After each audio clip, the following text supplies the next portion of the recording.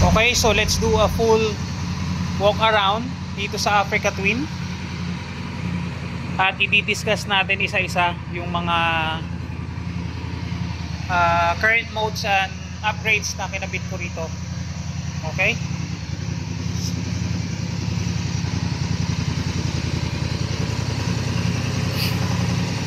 Okay, so number 1, ang una kong kinabit dito is yung lowering kit. Lowering kit na T-Rex, made in USA. Second, itong center stand, galing din ng Honda Power Sports USA. Third is itong Outrider lowering kickstand, adjustable siya, galing din ng US. Fourth is itong GP top box Trekker Dolomiti, galing kay Mr. Jonathan ko. Okay, ano pa, itong pang-5, itong auxiliary light.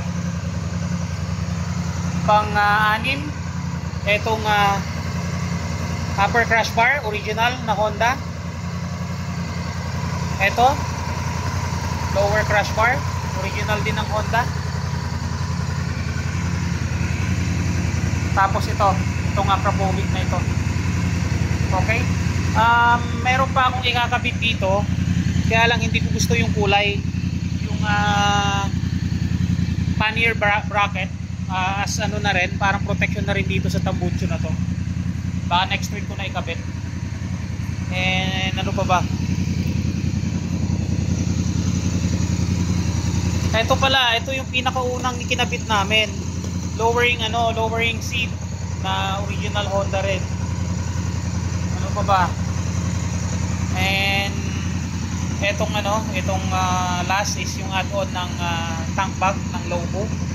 Quality siya guys, gusto ko yung paggagawa niya, parang parang SW Motec din, hindi siya yung pipintsugin na pagkagawa. Okay, ano pa ba, future modes, siguro mag-a-add ako ng rito, ng P6 yata, P6, P5, yung sa tail light, additional tail light. And I think yun na yun.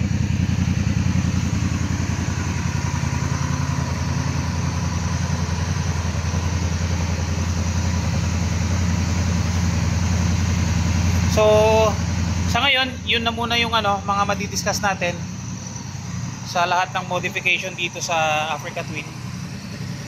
And ayun, thank you for watching.